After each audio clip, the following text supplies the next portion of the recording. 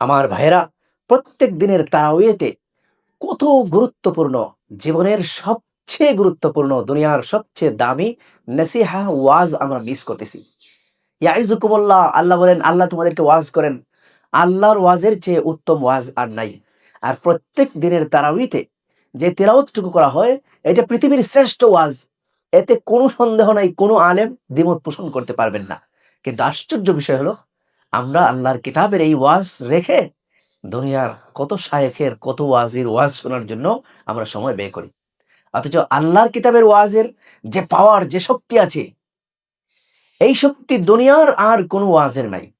দুনিয়ার কোনো ওয়াজির ওয়াজ শুনে আপনার হেদায়েত হইতেও পারে, নাও হইতে পারে, কিন্তু আল্লাহর কিতাবের যে ওয়াজ, আল্লাহর কোরআনের যে ওয়াজ, এই ওয়াজ শুনলে পরে যদি আপনার নসিবে হেদায়েত থাকে, তাহলে নিশ্চিত এই ওয়াজে আপনার হেদায়েত হবে। ওয়াজিলাত কুলুবুহুম, আল্লাহ বলছেন এই ওয়াজের কারণে অন্তর কেঁপে উঠবে। যাদাতহুম ঈমানা, এবং এই ওয়াজের কারণে ঈমান বৃদ্ধি পাবে। সুম্মা তালিনু জুলুদুহুম ওয়া কুলুবুহুম ইলা যিকরিল্লাহ, চামড়া কেঁপে উঠবে, অন্তর কেঁপে উঠবে এই ওয়াজে। কিন্তু আশ্চর্য বিষয় হলো, আমরা প্রত্যেক দিন তারাবিতে ঘন্টার পর ঘন্টা এই তেলাওয়াত শুনতেছি, আমাদের কান দিয়ে এই ওয়াজ ঢুকতেছে, কিন্তু যেহেতু এই ওয়াজ আমরা বুঝি না, তাই এই ওয়াজ আমাদের মধ্যে কোনো পরিবর্তন আনতে পারে না। তাই আসুন, মসজিদে মসজিদে এই আওয়াজ তুলি, ইমাম সাহেবদেরকে অনুরোধ করি, এবং ইমাম সাহেব যারা আছেন তারাও একটু সচেতন হলে প্রত্যেক দিনের তারাবির সারাংশ 10 থেকে 15 মিনিটে বলে দেওয়া যায় যে আজকে তারাবিতে এই বিষয় আমরা তেলাওয়াত করব, এখানে এই গুরুত্বপূর্ণ বিষয় রয়েছে। আজকে বিভিন্ন মসজিদে সিক্স তারাউইতে সূরা আনআম এবং সূরা আরাফের আয়াতগুলি তেলাওয়াত করা হবে। তার মধ্যে একটি গুরুত্বপূর্ণ আয়াত হলো আফাগাইরাল্লাহি আবতাগি হাকামা। আল্লাহ নবী সাল্লাল্লাহু আলাইহি ওয়াসাল্লামকে বলতেছেন যে আপনি বলুন, আমি কি আল্লাহ ছাড়া কোনো বিচারক কামনা করতে পারি, কারো কাছে বিচার চাইতে পারি? তাম্মাত কালিমাতু রাব্বিকা সিদকান ওয়া আদলা, আমার রবই তো বিচারের কালিমা হিসেবে, সত্য কালিমা হিসেবে এবং ন্যায়ের কালিমা হিসেবে, আমার রবের কোরআন, আমার রবের কালিমা, এটা একদম পরিপূর্ণ। এতে কোনো ধরনের বিন্দু বিসর্গ পরিমাণ কি নাই? বেইনসাফি নাই, জুলুম নাই, অবিচার নাই, ইনজাস্টিস নাই। 100% জাস্টিস, 100% বিচার নিশ্চিত করতে পারে কালিমাতু রব্বি, আমার রবের কালিমা, কালামুল্লাহ আল কোরআন। সুতরাং আল কোরআন আসার পরে কোনো মুমিনের উচিত নয় কোরআনের বাইরে, কোরআনের আইনের বাইরে গিয়ে সে তার দ্বীনি দুনিয়াবি কোনো বিষয়ে সে বিচার চাইবে। মুমিন কোনোদিন, মুসলমানের দেশ কোনোদিন আল্লাহর আইন ছাড়া অন্যের আইনে, আল্লাহর কিতাবের আইন ছাড়া অন্যের আইনে শাসিত হতে পারে না। মুসলমান তাদের ধর্মীয় বিষয়েও কোনোভাবেই ইসলাম, কোরআন, হাদিসের বিধানের বাইরে যেতে পারে না। তাদের দুনিয়াবি বিষয়ে দুইজন মুসলমানের মধ্যে যে কোনো ধরনের লেনদেন হোক, মুআমেলাত হোক, সম্পদ নিয়ে ঝগড়া হোক, সামাজিক কোনো বিষয় নিয়ে ঝগড়াঝাটি হোক, এটার বিচারও আল্লাহর কিতাব করবে। এটা আল্লাহর নির্দেশ। আল্লাহর কিতাব করবে মানে আল্লাহ করবেন। এখন আপনি যদি আল্লাহর আইন বাদ দিয়ে, আল্লাহর কিতাবের আইন বাদ দিয়ে দুনিয়ার যে কোনো বিষয়ে অথবা দ্বীনি কোনো বিষয়ে মানুষের আইন, কোনো যুক্তি, কোনো বৈজ্ঞানিক ব্যাখ্যা, ব্রিটিশদের আইন, পশ্চিমাদের তৈরি করা আইন, অ্যারিস্টটল সক্রেটিসের দর্শন ভিত্তিক গড়ে ওঠা আইন, এটা দিয়ে যদি আপনি বিচার ফয়সালা করেন, তাহলে আপনি মুমিন নয়। আমাদের দেশ বাংলাদেশ সহ পৃথিবীর অনেক মুসলমান দেশ আছে যেখানে আল্লাহর আইন ছাড়া, গায়রুল্লাহর আইন অর্থাৎ আল্লাহ ছাড়া মানুষের তৈরি করা আইন দিয়ে দেশ চলে, বিচার চলে, দ্বীনি ধর্মীয় বিষয়, দুনিয়াবি অনেক বিষয়ে ফয়সালা মানুষের আইনে দিয়ে থাকে। এটা ইসলামের সম্পূর্ণরূপে হারাম এবং নিষেধ, এবং এটা শুধু হারাম না, এটা কুফরি কাজ। আল্লাহর উপর ঈমান আনার দাবি হলো কাবিলতু জামিআ আহকামিহি ওয়া আরকানি, আমরা আল্লাহর সকল আইন মানলাম। আল্লাহর এক নাম হলো আহকামুল হাকিমিন, সবচেয়ে বড় বিচারক, আইন বিধানদাতা হইলেন আল্লাহ। আপনি আল্লাহর উপর যখন ঈমান আনলেন, ওয়াসিফাতিহি, আমরা বলি না, ওয়াসিফাতিহি, আল্লাহর জাত এবং সিফাত দুইটার উপরেই আমরা কি করলাম? ঈমান আনলাম। আমানতু বিল্লাহি কামা হুয়া বিআসমাইহি ওয়া সিফাতিহি, আল্লাহ যেমন ওইভাবে আমরা ঈমান আনছি, বিআসমাইহি ওয়া সিফাতিহি, আল্লাহর নামের উপর এবং গুণের উপর। তাইলে আল্লাহ যে আল হাকিম, এটা আল্লাহর গুণ না? আল্লাহর মৌলিক গুণ। এই গুণে যারা বিশ্বাস করে তারা তাওহীদবাদী, তারা তাওহীদ ফিল হাকিমিয়াতে বিশ্বাস করে। এই গুণে যারা বিশ্বাস করে না, তারা হাকিমিয়া তাওহীদে বিশ্বাস করে না। অর্থাৎ আল্লাহই যে একমাত্র, আল্লাহর বিধানই একমাত্র, আইন এবং আইনের উৎস মুসলমানদের জন্য, ইমানদারদের জন্য, এটা তারা বিশ্বাস করল না। তাই প্রকৃত ইমানদার আমরা ততক্ষণ পর্যন্ত হতে পারবো না, যতক্ষণ পর্যন্ত না আল্লাহ রব্বুল আলামিনকে আমাদের হাকিম, আমাদের বিচারক, আল্লাহর কিতাবকে, রাসূলের সুন্নাহকে আইনের উৎস হিসেবে, বিচারের বিধান হিসেবে আমরা গ্রহণ করব। ততক্ষণ পর্যন্ত আমরা পরিপূর্ণ মুমিন হতে পারবো না। এরপর আরেকটি গুরুত্বপূর্ণ আয়াত আছে, ওয়ালা তাকুলু মিম্মা লাম ইউযকার ইসমুল্লাহি আলাইহি ওয়া ইন্নাহু লাফিসক।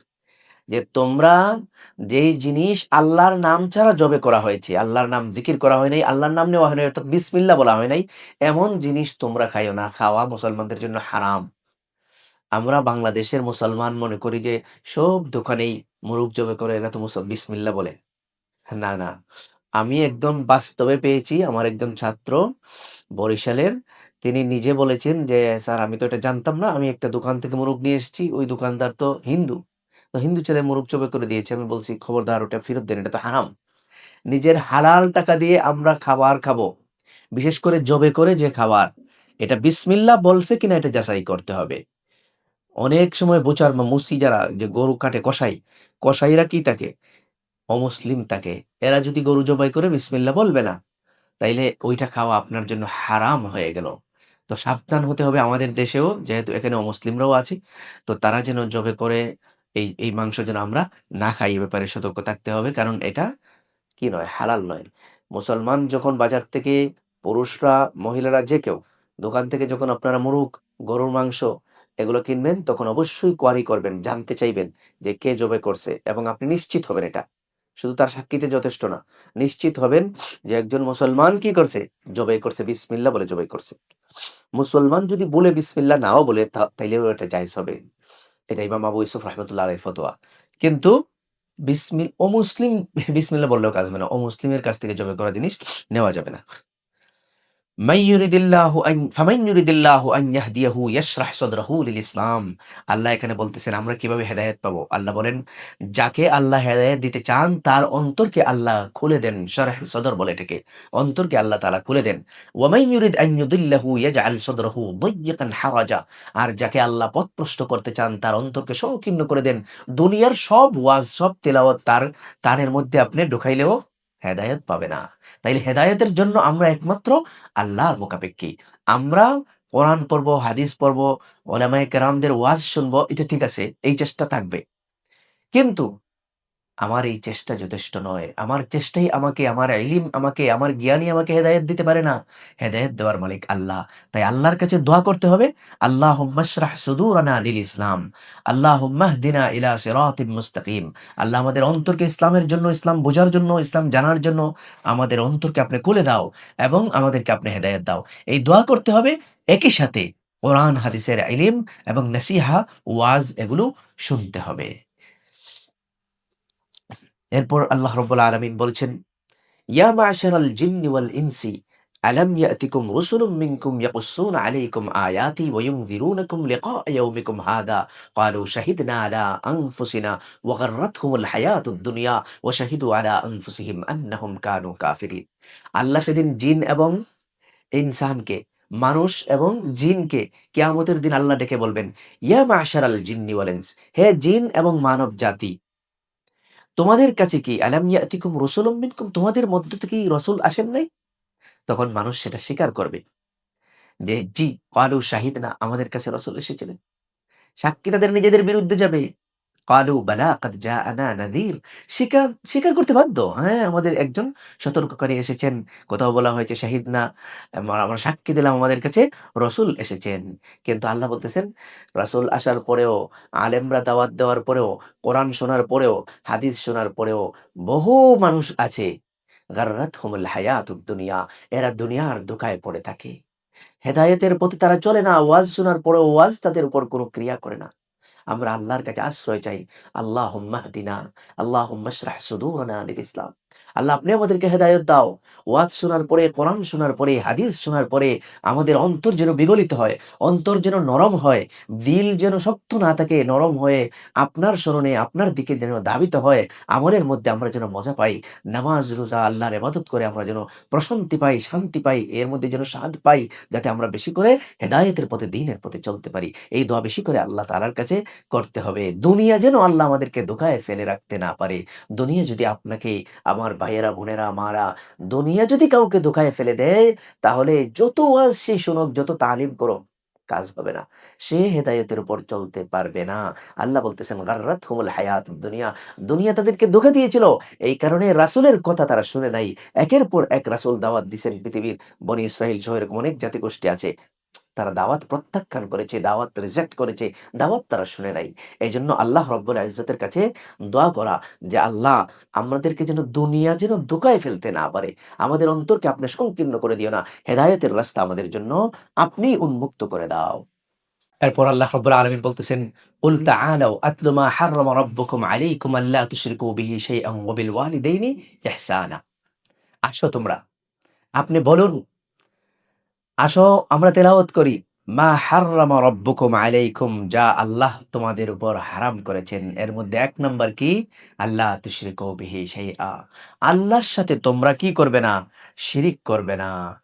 আল্লাহর সাথে যে শিরিক করবে তার সব আমল নষ্ট হয়ে যাবে। ওয়া মান ইউশরিক বিল্লাহি ফাকাদ হাবিতা আমালু। যে শিরিক করবে তার নামাজ নষ্ট, রোজা নষ্ট, কোনো কিছু করলেই আর কাজ হবে না। আজকের মুসলমানরাও শিরিক করে। হিন্দুরা তো শিরিক করে, মূর্তির পূজা করে, এটা বড় শিরিক। মুসলমানরা অনেক সময় মাজারে গিয়ে সেজদা দিয়ে দেয়, এটা শিরিক। মুসলমানরা মাজারে গিয়ে দোয়া করে যে, বাবা আমার বাচ্চা হয় না, শিরিক। বাবা তুমি আমাকে দেখো, আমাকে সাহায্য করো, আমার ছেলেটা বিদেশ যাবে, শিরিক। বাবা আমার বাচ্চাটা পরীক্ষায় পাস করবে, অথবা আমি পরীক্ষায় পাস করবো, তুমি আমাকে একটু খেয়াল করো, আমি বিপদের মধ্যে আছি, আমি এই জায়গাতে যাচ্ছি, শিরিক। রাস্তায় কবর দেখে অনেক সময় আমরা ভয় পেয়ে কবরওয়ালার কাছে সাহায্য চাই যে, বাবা কোনো অ্যাক্সিডেন্ট, বিপদ আপদ যেন না হয়। কবরওয়ালাকে ১০০ টাকা কবরের মধ্যে দিয়ে দিলেন, মাজারের মধ্যে দিয়ে, যদি এই বিশ্বাস নিয়ে দেন যে ওইটার উসিলায় কবরওয়ালা আপনাকে রক্ষা করবে, ওই কবরে যে আল্লাহর ওলি আছে বা পীর আছে, যিনি আছে, তাইলে তাকে আল্লাহর সমান বানিয়ে ফেলেছেন। বিপদের মধ্যে রক্ষা করার মালিক আল্লাহ, একমাত্র আল্লাহ। যদি মনে করেন আমার পীর সাহেব আমাকে রক্ষা করবে, তাহলে উপায় নাই। আপনার শায়েখ, আপনার পীর সাহেব আপনার জন্য দোয়া করতে পারে। আল্লাহর ওলি, নেককার মানুষ যদি হন, উনার কাছে দোয়া চাইতে পারে যে, আপনি আমার জন্য দোয়া করবেন। That's all. ঠিক আছে, সমস্যা নেই। কিন্তু যদি বলেন, বাবা আপনি আমাকে বাচ্চা দেন, আপনি আমাকে রক্ষা করেন, তাইলে শিরিক করে ফেলবেন। রক্ষা করার মালিক, বাচ্চা দেওয়ার মালিক, ভালো-মন্দের মালিক একমাত্র আল্লাহ রাব্বুল আলামিন। এই শিরিকের পরে আল্লাহ বলতেছেন, ওয়াবিল ওয়ালিদাইনি ইহসানা, মা-বাবার সাথে সদ্ব্যবহার। আল্লাহর ইবাদতের পরেই অন্য আয়াতে আল্লাহ বলেছেন, ওয়া ক্বাদা রাব্বুকা আল্লা তা'বুদু ইল্লা ইয়াহু ওয়া বিল ওয়ালিদাইনি ইহসানা। তোমার রব ফয়সালা দিয়েছেন যে তোমরা একমাত্র আল্লাহ ছাড়া আর কারো ইবাদত করবে না, অর্থাৎ শিরিক করবে না। আর ওয়াবিল ওয়ালিদাইনি ইহসানা, এর পরের কথাই হলো কি? মা-বাবার সাথে সদ্ব্যবহার করতে হবে। মা-বাবার ওসিলায় আপনি দুনিয়াতে আসছেন, আমি দুনিয়াতে আসছি। সুতরাং যখন আপনি যখন আপনি ম্যাচিউর হয়ে যাবেন, অ্যাডাল্ট হয়ে যাবেন, যখন আপনি রোজগার হয়ে গেলেন, শক্তিশালী হয়ে গেলেন, প্রাপ্তবয়স্ক হয়ে গেলেন, একা, একা আপনি রুজি করতে পারেন, চলতে পারেন, এখন আর মার দরকার নাই, বাবার দরকার নাই। তখন আপনি কেমন করে মা-বাবাকে বলে যান? কারণ আপনি যখন কিছুই ছিলেন না, আপনার মা আপনাকে গর্ভে ধারণ করেছে। আপনার কোনো ক্ষমতা ছিল না। আপনি যখন দুনিয়াতে আসলেন, হাত নাড়াইয়া কোনটা খাবার আর কোনটা খাবার নয়, এটা আপনি বুঝতেন না। বাচ্চা অবস্থায় আপনি আগুনের মধ্যে হাত দিয়ে দিতেন। আপনি টয়লেটের মধ্যে হাত দিয়ে দিতেন, খাবারের মধ্যেও হাত দিতেন। গরম খাবারের মধ্যে হাত দিলে হাত পুড়ে যাইত। এগুলো কি বুঝতেন? না, বুঝতেন না। তো এই অবস্থায় আপনাকে খাবার দিছে কে? লালন-পালন করছে কে? আপনার মা, আপনার বাবা। তো এখন না আপনি পরিপূর্ণ পুরুষ হয়ে গেছেন, নারী হয়ে গেছেন।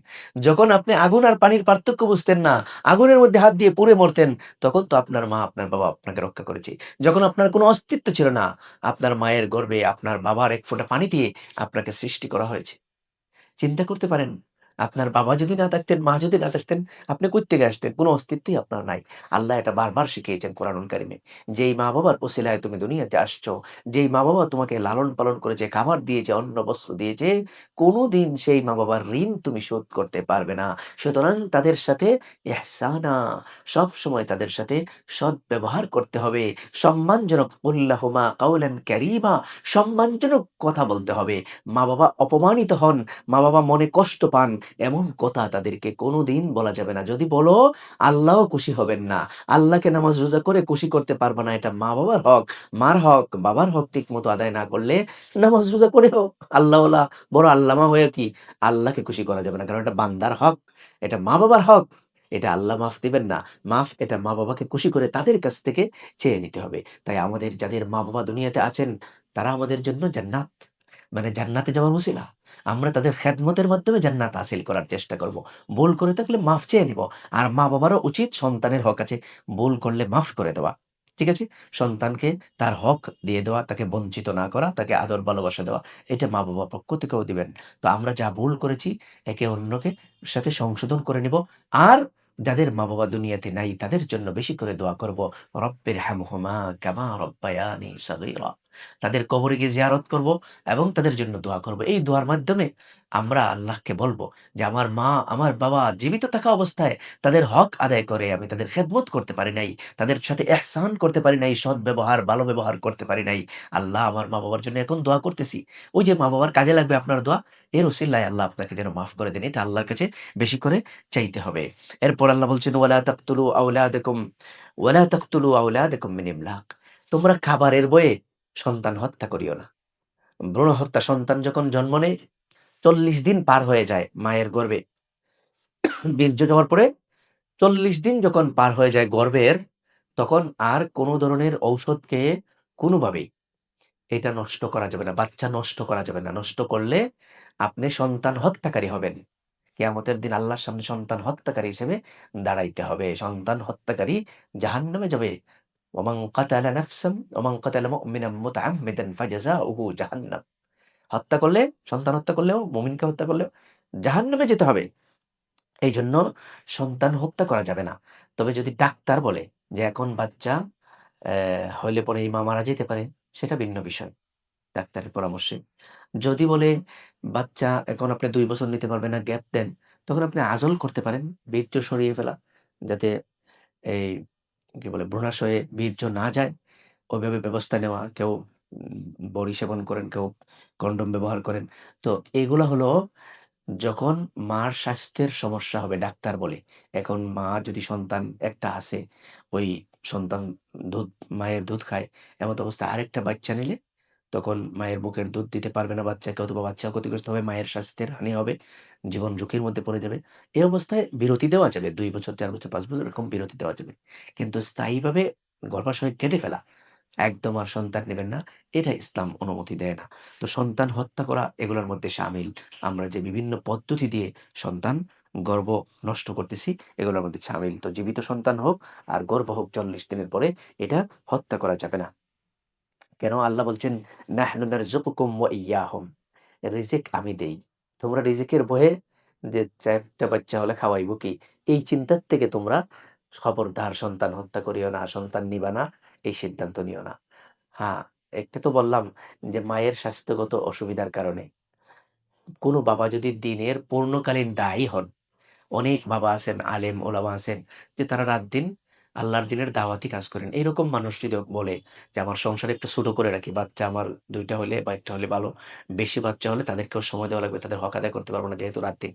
তো ইমাম গাজ্জালী রাহমাতুল্লাহ আলাইহি বলেছেন, এইরকম মানুষ যদি হয় যে সে পূর্ণকালীন আল্লাহর দিনের দাওয়াতি কাজ করে। আছে না অনেক লোক আমাদের সমাজের মধ্যে ১২ মাস সে আল্লাহর দিনের দাওয়াতি কাজ করে। এমন মানুষ যদি চায় সংসার ছোট করে রাখবে, তার জন্য আজল জায়েজ, সন্তান না নেওয়া। আর হত্যা করা কোনোভাবেই জায়েজ নয়। সেটা জীবিত সন্তান হোক অথবা ৪০ দিনের পরে গর্ভ হোক, এটা কোনোভাবেই হত্যা করা যাবে না। খাবারের বয়ে কোনো অবস্থাতেই সন্তান না নেওয়ার ইচ্ছা অথবা হত্যা করা কোনোভাবেই এটা জায়েজ নয়।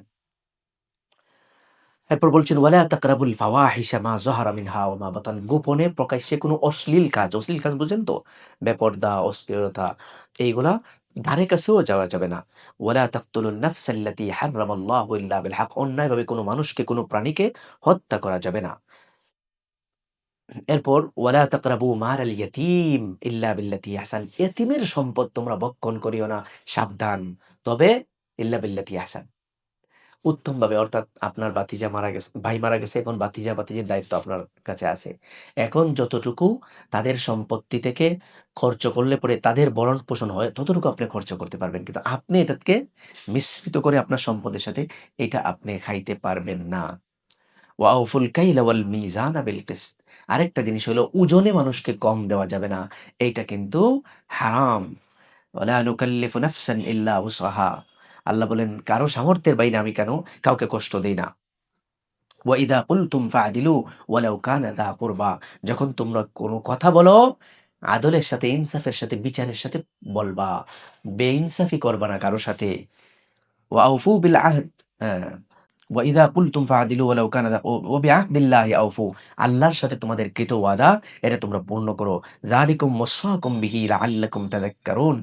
এইটা হলো আমার ওসিয়ত, যেটা আমি তোমাদেরকে ওসিয়ত করতেছি, নির্দেশ দিচ্ছি, উপদেশ দিচ্ছি, যাতে তোমরা শিক্ষা গ্রহণ করো। ওয়া আন্না হাযা সিরাতী মুস্তাকিমান ফাত্তাবিউ। এটা হলো আসল কথা, যে এই যে আল্লাহ তাআলা এতগুলো কথা বলবেন, তোমরা শিরিক করিও না, মা-বাবার সাথে সদ্ব্যবহার করো। ঠিক আছে?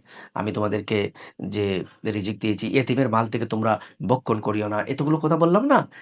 এই সবগুলো যারা অনুসরণ করবে তারা সিরাতাল মুস্তাকিমের মধ্যে আছে। নবী সাল্লাল্লাহু আলাইহি সাল্লামকে আল্লাহ বলতে দিচ্ছেন যে এটাই হলো রাসূলের সিরাতাল মুস্তাকিম। এটা হলো আল্লাহর দেখানো সিরাতাল মুস্তাকিম। এটা তোমরা অনুসরণ করো। এই পথেই তোমাদের মুক্তি, দুনিয়াতে মুক্তি এবং আখিরাতে মুক্তি।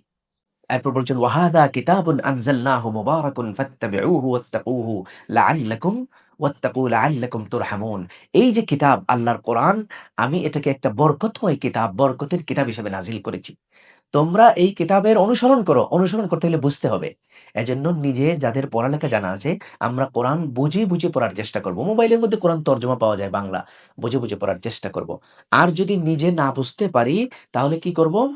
আমার মেয়ে, আমার পাড়া প্রতিবেশীর মধ্যে যারা একটু পড়ালেখা জানে, তাদেরকে বলব যে, "আমি একটু আসো, আমরা প্রত্যেকদিন ফজরের পরে বা এশার নামাজের পরে, মাগরিবের নামাজের পরে আমরা একটু বসে ১০ মিনিট আল্লাহর কোরআন পড়ি। তোমরা যারা পড়ালেখা জানো আমাদেরকে একটু পড়ে বুঝে, বুঝে শোনাও।" তো এই কোরআন শোনার পরে আপনি একদম 100% নিশ্চিত সঠিক পথটা পাবেন। অনেক সময় আমরা বলি না যে, আমরা কোন হুজুরের কথা বলব? উনি এটা বলে, উনি এটা বলে। এটা যদি আপনার মনের মধ্যে আসে, তাইলে আপনি ক একজন একটা একটা কথা আপনি শুনবেন। কার কথা? কোরআনের কথা। ওই এক হুজুরের কথা শুনলেই আপনার জন্য নিশ্চিত হেদায়েতের পথ, এবং এটা আপনার অন্তরকে পরিবর্তন করবে যদি আপনার নসিবে হেদায়েত থাকে। কোরআন যদি আপনার অন্তরকে হেদায়েত অন্তরকে আপনার কল্বকে পরিবর্তন করতে না পারে, দুনিয়ার কোনো হুজুর আর আপনাকে হেদায়েত দিতে পারবে না। এজন্য আমরা কোরআন বুঝে, বুঝে পড়বো। আর যেটা বুঝবো না, আলেমদের কাছ থেকে জানবো। নিজে ব্যাখ্যা করব না। কিন্তু আলেমদের ব্যাখ্যা আছে, বাংলায় তর্জমা তাফসীর আছে। এগুলো আমরা সবাই পড়বো ইনশাআল্লাহ। তাহলে আমরা হেদায়েতের উপর থাকতে পারবো। এরপর আল্লাহ রাব্বুল আলামিন বলতেছেন, "ইন্নাল্লাযীনা ফাররাকু দীনাহুম ওয়া কানু শিয়াআ লাস্তা মিনহুম ফি শাইইন।" যারা তাদের দিনকে, ধর্মকে টুকরো, টুকরো করে বিভক্ত করে ফেলে। ধর্ম নিয়ে দলাদলি, ইসলাম নিয়ে দলাদলি, ঝগড়াঝাটি, গ্রুপিং যারা করবে, আল্লাহ বলছেন, "হে নবী, তোমার সাথে এদের কোনো সম্পর্ক নেই। সুতরাং ইসলাম নিয়ে দলাদলি আমরা করব না। আমরা কোরআন হাদিসের অনুসরণ করব।" যেকোনো আলেম, উনি যদি কোরআন থেকে, হাদিস থেকে একটা কথা বলেন, আমরা অনুসরণ করব। মান জাআ বিল হাসানাতি ফালাহু আশরু আমসালিহা। আল্লাহ বলতেছেন, যে ব্যক্তি কোনো নেকির কাজ করবে, আল্লাহ সেটাকে ১০ গুণ বাড়িয়ে দিবেন। ১ রাকাত নামাজ পড়লে এটা ১০ রাকাত আল্লাহ সওয়াব বাড়িয়ে দিবেন। ওয়া মান জাআ বিস সাইয়্যাতি ফালা ইউজজা ইল্লা মিথলাহা। কিন্তু গুনার কাজ যদি একটা করে, তাইলে ১ গুণ। একটা করলে ১ টা গুনাহ ধরা হবে। নেকি একটা করলে ১০ টা ধরা হবে। এটা হলো আল্লাহ তাআলার বিশেষ রহমত আমাদের জন্য। তাই রমজানের মাসে বিশেষ করে আমরা, এই মাসে তো আমল ১০ গুণ না, ৭০ গুণ পর্যন্ত বাড়িয়ে দেওয়া হয়। যত বেশি পারি আমরা এই মাসে আমল করব। অন্য মাসে যদি ২ রাকাত নফল নামাজ পড়ে থাকি, তাইলে এই মাসে আমরা ১০ রাকাত পড়ব। অন্য মাসে যদি আমি ১ পারা তিলাওয়াত করি, এই মাসে ১০ পারা তিলাওয়াত করার চেষ্টা করব। এরপর কুল ইন্না সলাতি ওয়া নুসুকি ওয়া মাহইয়ায়া ওয়া মামাতি লিল্লাহি রাব্বিল আলামিন। আল্লাহর নবী সাল্লাল্লাহু আলাইহি সাল্লামকে বলতেছেন যে আপনি বলুন আমার নামাজ, আমার কোরবানি, আমার জীবন, আমার মৃত্যু সবকিছুই আল্লাহ রাব্বুল আলামিনের জন্য। আমরা নামাজ পড়ি একমাত্র আল্লাহকে দেখানোর জন্য, কোনো মানুষকে দেখানোর জন্য না। আমরা কোরবানি করব একমাত্র আল্লাহর জন্য। মানুষ বলবে যে আমার অনেক টাকা-পয়সা, আমি যদি কোরবানি না দেই তাহলে মানুষ কি বলবে অমুকের ছেলে বিদেশ আছে, এখন যদি কোরবানি না দেয় লজ্জা। এই যে লোকলজ্জার ভয়ে যারা কোরবানি দিবে তাদের কোরবানিও হবে না, এটা শিরিক হবে, গুনাহগার হবে তারা এই ধরনের কোরবানি দিলে। তাই আমার কোরবানি, আমার জীবন, আমার মৃত্যু, আমার সম্পদ সবকিছু কার জন্য? একমাত্র আল্লাহর জন্য। ওয়ালা তাকসিবু কুল্লু নাফসিন ইল্লা আলাইহা ওয়ালা তাজিরু ওয়াজিরাতুম উইজরা উখরা সুম্মা ইলা রাব্বিকুম মারজিউকুম ফায়ুনাব্বিউকুম বিমা কুনতুম তা'মালুন। মানুষ যা কিছু অর্জন করে, আপনি ভালো কাজ করলে এটা আপনার নিজের আমলনামার মধ্যে থাকবে। খারাপ কাজ করলে এটাও আপনার বিরুদ্ধেই যাবে। মানে আমিলা সালিহান ফালিনাফসি, ভালো আমল করলে নিজের জন্য, ওয়া মান আসাআ ফাআলাইহা। যদি মন্দ আমল করেন, নামাজ পড়লেন না, রোজা রাখলেন না, তো এটা কার ক্ষতি হবে? আপনার নিজের ক্ষতি, আপনি জাহান্নামে যাবেন। কেউ কারো ওয়ালা তাজিরু ওয়াজিরাতুন উইজরা উখরা, কিয়ামতের দিন কেউ কারো আমলের বোঝা বহন করবে না। প্রত্যেক ব্যক্তি তার নিজের আমলনামা নিয়ে আল্লাহর সামনে হাজির হবে। সুম্মা ইলা রাব্বিকুম মারজিউকুম, অতঃপর তোমরা তোমাদের রবের কাছে ফিরে যাবে নিজের আমলনামা সহ। ফেরেশতারা আছেন না ২ কাঁধে ২ জন। ওই আপনার আমলনামা আপনার গলায় ঝুলাইয়া কিয়ামতের দিন আল্লাহর আদালতে আপনাকে হাজির করা হবে। ফায়ুনাব্বিউকুম, তখন আপনাকে বয়ান করে বলে দেওয়া হবে বিমা কুনতুম ফিহি তাখতালিফুন, যা নিয়ে তোমরা ইখতিলাফ করতে। এই দেখো, ইকরা কিতাবাক, তুমি তোমার কিতাব পড়ে যাও। তোমার নিজের আমলনামা তুমি পড়ে যাও। তুমি তুমি নিজের থেকেই বুঝতে পারবা তুমি কি করছো না করছো। এরপর আরেকটি গুরুত্বপূর্ণ আয়াত হলো ফালানাসআলান্নাল্লাযীনা উরসিলা ইলাইহিম ওয়া লানাসআলান্নাল মুরসালিন। সূরা আরাফের মধ্যে শুরুর দিকেই আল্লাহ রাব্বুল আলামিন বলছেন যে নবী রাসূলকে পর্যন্ত আল্লাহ তাআলা প্রশ্ন করবেন যে আপনারা মানুষকে দাওয়াত দিছেন কিনা? এখন তো কোনো নবী নাই। আমরা যে মুহাম্মাদুর রাসূলুল্লাহ সাল্লাল্লাহু আলাইহি ওয়াসাল্লামের উম্মত, আমাদের দায়িত্ব হচ্ছে মানুষকে দাওয়াত দেওয়া। নারী হই, পুরুষ হই, আমরা প্রত্যেকে নিজের জায়গা থেকে, নারীরা পর্দার সাথে, আমরা দাওয়াত দিব। পুরুষরা আমরা প্রত্যেক জায়গায় আমরা দাওয়াত দিব। যদি দাওয়াত আমরা না দেই তাহলে আল্লাহ তাআলা আমাদেরকে কিয়ামতের দিন প্রশ্ন করবেন। নবী রাসূলদেরকেও ছাড়বেন না, প্রশ্ন করবেন। আমাদেরকে প্রশ্ন করবেন। আর যারা আমরা দাওয়াত পাইতেছি আমাদেরকেও প্রশ্ন করবেন তোমার কাছে দ্বীনের দাওয়াত পৌঁছে কিনা? কোরআনের কথা, হাদিসের কথা, দ্বীনের তালিমের কথা শুনছেন কিন্তু আপনি সাড়া দেন নাই। আপনি যদি বলেন না পৌঁছেন নাই, আপনার কান সাক্ষী দিবে, আপনার মুখ সাক্ষী দিবে, হাত পা সাক্ষী দিবে। আল-ইয়াওমা নাখতিমু আলা আফওয়াহিহিম ওয়া তুকাল্লিমুনা আইদিহিম, মুখ বন্ধ করে দিব, হাত সাক্ষী দিবে। ওয়া ক্বালু লিজুলুদিহিম লিমা শাহিদতুম আলাইনা, চামড়া সাক্ষী দিবে। তখন মানুষ বলবে তার চামড়াকে, কে হে আমার চামড়া, তুমি কেমন করে বা কেন আমার বিরুদ্ধে আজকে সাক্ষী দিচ্ছ? হ্যাঁ? আমাদের অঙ্গ-প্রত্যঙ্গ সাক্ষী দিবে। এজন্য আমাদেরকে দাওয়াত দিতে হবে। এরপর আল্লাহ বলেন ওয়াল ওয়াজনু ইয়াওমা ইযিনিল হক ফামান থাকুলাত মাওয়াজিনুহু ফাউলাইকা হুমুল মুফলিহুন। ওজন মানে কিয়ামতের দিন যে মিজানের পাল্লা, আমলনামা ওজন করা হবে, এটা আল্লাহ বলতেছেন এটা সত্য। আর সেই দিন যার নেকির পাল্লা ভারী হবে তারাই সফল কাম, তারাই সফল কাম, তারাই সফল কাম। ওয়ামান খাফফাত মাওয়াজিনুহু ফাউলাইকা আল্লাযীনা খাসিরু আনফুসাহুম বিমা কানু বিআয়াতিনা ইয়াজলিমুন। আর যার নেকির পাল্লা হালকা হবে এরাই হলো সবচেয়ে ক্ষতিগ্রস্ত। ফাউলাইকা আল্লাযীনা খাসিরু আনফুসাহুম, এরা তাদের নিজের সর্বনাশ করে ফেলেছে, নিজের ক্ষতি করে ফেলেছে। তারা দুনিয়ায় থাকতে আল্লাহর আয়াতকে অস্বীকার করত। আল্লাহর আয়াতকে তারা অস্বীকার করেছে। আল্লাহর আয়াত মানে নাই। ওয়াজ নসিহত শোনার পরেও তারা এগুলোকে পাত্তা দেয় নাই, এগুলোকে গ্রহণ করে নাই। এরপর আল্লাহ রাব্বুল আলামিন আমাদেরকে সতর্ক করছেন শয়তানের ব্যাপারে। শয়তান আল্লাহর কাছ থেকে সুযোগ নিয়েছে যে আল্লাহ, যেহেতু আমাকে জান্নাত থেকে বের করে দিলেন, আনজিরনি ইলা ইয়াউমি ইউবআসুন, আমাকে কিয়ামত পর্যন্ত বাঁচার সুযোগ দেন। আল্লাহ বললেন, "ঠিক আছে, ফাইন্নাকা মিনাল মুনজারিন, যাহ, তোমাকে সুযোগ দেওয়া হলো।" তখন শয়তান বলে আল্লাহকে, "সুম্মা লাআতিয়ান্নাহুম মিন বাইনি আইদিহিম ওয়া মিন খালফিহিম ওয়া আন আইমানিহিম ওয়া আন শামাইলিহিম।"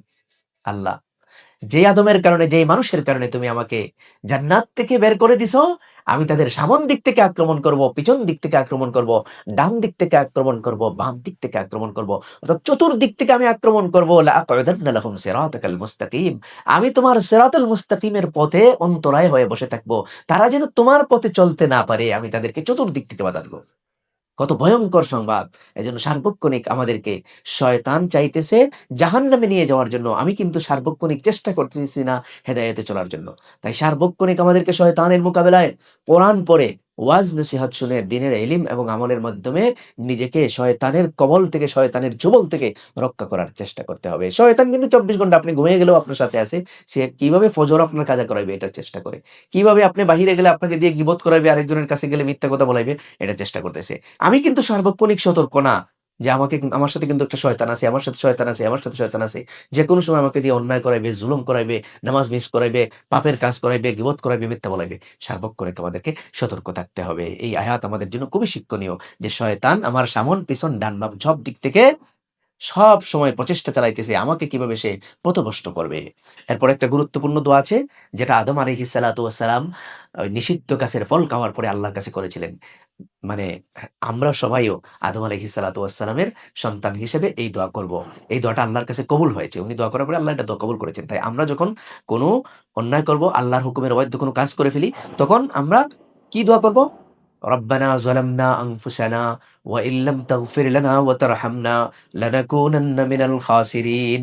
রব্বানা, হে আমাদের রব, যালামনা, আমরা জুলুম করেছি, আনফুসানা, আমাদের নিজেদের উপর, ওয়া ইল্লাম তাগফির লানা, আর আপনি যদি এখন আমাদেরকে মাফ না করেন, ওয়া তারহামনা, আমাদেরকে রহম না করেন, লানাকুনান্না, তাইলে অবশ্যই আমরা হয়ে যাব মিনাল খাসিরিন, ক্ষতিগ্রস্তদের অন্তর্ভুক্ত, আমরা ক্ষতিগ্রস্ত হয়ে যাব। এই দোয়া সবাই আমরা মুখস্থ করে নেব। নিজের গুনার কথা স্মরণ করে বেশি বেশি এই দোয়া করব। রমাদান মাসে এটা একটা বিরাট সুযোগ। আমরা সবাই চেষ্টা করব এই দোয়া পড়ার জন্য। এরপর আল্লাহ রাব্বুল আলামিন আরেকটি গুরুত্বপূর্ণ আয়াত আমরা খেয়াল করব। ইয়া বানি আদম খুযু যিনাতাকুম ইনদা কুল্লি মাসজিদিন ওয়া কুলু ওয়াশরাবু ওয়া লা তুসরিফু ইন্নাহু লা ইউহিব্বুল মুসরিফিন। নামাজের সময় সুন্দর কাপড় পরা, মসজিদে যাওয়ার সময় সুন্দর কাপড়, মহিলারা বাসায় নামাজের সময় নিজের উত্তম কাপড় দিয়ে নামাজ পড়া, এটা আল্লাহর নির্দেশ। ময়লা থাকা, নোংরা থাকা এটা আল্লাহ পছন্দ করেন না। এটা আল্লাহওয়ালা হওয়ার কোনো কারণ নেই, কোনো মানে নাই। আমি আরেকদিন বলছি যে নোংরা ময়লা থাকার মধ্যে কোনো দিনদারি নাই। আমরা আল্লাহর সামনে যখন দাঁড়াবো, নিজের সবচেয়ে ভালো কাপড়টি পরে দাঁড়াবো। ওয়াকুলু ওয়াশরাবু, আল্লাহ বলছে তোমরা খাও, আল্লাহর দেওয়া রিজিক থেকে খাও, পান করো, ওয়ালা তুসরিফু, কিন্তু ইসরাফ করিও না, খাবার নষ্ট করিও না, অপচয় করিও না। ইন্নাহু লা ইউহিব্বুল মুসরিফিন, মুসরিফিন যারা ইসরাফ করে, অপচয় করে, আল্লাহ তাদেরকে পছন্দ করেন না। কুল মান হাররামা যিনাতাল্লাহি আল্লাতী আখরাজা লিইবাদি, আল্লাহ বলেন বলো, কে হারাম করেছে দুনিয়ার সুন্দর জিনিস, ভালো খাবার, ভালো পোশাক, ভালো স্বামী, ভালো স্ত্রী, সুন্দর স্বামী, এগুলো তো আল্লাহ নিষেধ করেন নাই। কুল হিয়া লিল্লাযিনা আমানু, এগুলো তো আল্লাহ ঈমানদারদের জন্যই বানাইছেন। কুল হিয়া লিল্লাযিনা আমানু ফিল হায়াতিদ দুনিয়া, দুনিয়ার জীবনে, খালিসাতান ইয়াউমাল কিয়ামা কাযালিকা নুফাসসিলুল আয়াতি লিকাউমিন ইয়ালামুন। তো আমরা অনেক সময় কি করি, মনে করি যে ভালো খাবার, ভালো পোশাক পরবো। একজন দিনদার মানুষের পক্ষে এই ধরনের পোশাক পরা কি এটা শোভা পায় না। সুন্দর কাপড় পরলে দিনদারি নষ্ট হয় না। ভালো খাবার খাইলে দিনদারি নষ্ট হয় না। আপনি সেহরির সময়, ইফতারের সময় বা এমনিতেই হালাল খাবার খান, খাবারটা নষ্ট করবেন না। কারণ এগুলো বানাইছেন আল্লাহ ঈমানদারদের জন্য। এটা আল্লাহর নিয়ামত, আল্লাহর রহমত আমাদের জন্য। আল্লাহ আমাদেরকে ভালো কাপড় পরা আমাদের জন্য জায়েজ করে দিয়েছেন। যদি এটা না জায়েজ করে দিতেন যে ঈমানদার হইলে ইফসিরা কাপড় পরা লাগবে, মুমিন ভালো মুসলমান হইতে গেলেই ময়লা কাপড় পরা লাগবে, এটা কিন্তু আল্লাহ রাব্বুল আলামিন এই নির্দেশ আমাদেরকে দেন নাই। সুতরাং আলহামদুলিল্লাহ, আল্লাহ বলছেন দুনিয়ার ভালো খাবার, ভালো পোশাক আমাদের জন্য হালাল করেছেন। প্রত্যেকের সামর্থ্য এবং তৌফিক অনুযায়ী আমরা এটা পড়বো। ইমাম মালিক রহমতুল্লাহ আলাইহি, উনার তৌফিক ছিল এজন্য প্রত্যেকদিন একটা নতুন কাপড়, আজকে যেটা পড়ছেন এটা বাদ দিয়ে দিতেন, কাউকে দান করে দিতেন, ব্যাস এটা শেষ। আগামীকালকে তিনি আরেকটা পড়তেন নতুন কাপড়। এরকম কারো তৌফিক থাকলেও পড়লে এটা অপচয় হবে না। আল্লাহ যেটা হারাম করেছেন সেটা হলো কুল ইন্নামা হাররামা রাব্বিয়াল ফাওয়াহিশ, অশ্লীল কাজ, বেপরদা চলাফেরা, অশ্লীল গান শোনা, অশ্লীল কাজ করা, জিনা ব্যভিচার করা, এগুলো হারাম। এগুলো কিন্তু আমরা করে যাচ্ছি। ইউটিউবের মধ্যে, ফেসবুকের মধ্যে হারাম ভিডিও দেখে যাচ্ছি। এটাকে আমরা হারাম মনেই করতেছি না। অথচ আল্লাহ হারাম করেন নাই ভালো খাবার। আপনি মনে করেন ভালো দামি খাবার খাবো, এটা তো কি ইসলাম কি বলে? ভালো সুন্দর পোশাক, ভালো কাপড় আল্লাহ হারাম করেন নাই। ওটা আপনি পড়তেছেন না কেন? এইটা না পড়ার কোনো কারণ নেই। হারাম করেছেন আল্লাহ বলছেন, হাররামা রাব্বিয়াল ফাওয়াহিশ, অশ্লীলতা, গুনার কাজ আল্লাহ তাআলা হারাম করেছেন। ওগুলোর থেকে আমরা বেঁচে থাকবো। কিন্তু ভালো খাবার, ভালো পোশাক হারাম নয়। এরপর বলেন লিকুল্লি উম্মাতিন আজাল, ইযা জাআ আজালুহুম লা ইস্তাখিরুনা সাআতান ওয়া লা ইস্তাকদিমুন। প্রত্যেক উম্মতের জন্য, প্রত্যেক ব্যক্তির জন্য আজল নির্দিষ্ট আছে। এক আমি বলছি আরেকদিন যে ১৯০০ বা ২০২৬ সালের ডিসেম্বরের ১৫ তারিখ বিকাল ৪টা ৫ মিনিট ১ সেকেন্ডের সময় অমুকের আজাল শেষ। এই ১ সেকেন্ডও বেশ কম করা হবে না। এটা আমাদের মনে রাখতে হবে এই কারণে যে আমি জানি না কোন দিন আমার আজল চলে আসবে, আমার হায়াত শেষ। ওইদিন দুনিয়া থেকে চলে যেতে হবে। তাই আজকেও সেটা হইতে পারে, আগামীকাল হইতে পারে। তাই সবসময় প্রস্তুত থাকতে হবে সবাইকে। কারণ অনেক যুবক-যুবতী মারা যায়। এজন্য যুবক-যুবতী যদি মনে করে আমার আব্বা, আমার আম্মা মারা গেছেন ৮০ বছর বয়সে, আমার তো মাত্র এখন ২০-৩০ বছর, আর অনেক বাকি আছে। না, এভাবে ধোঁকায় পড়বেন না। কারণ আপনি দেখেন আপনার চোখের সামনে আপনার বয়সী কত মানুষ এই মুহূর্তে ইতিমধ্যে দুনিয়া ছেড়ে চলে গেছে। তাই আপনি, আমি সবাই সার্বক্ষণিক প্রস্তুত থাকবো।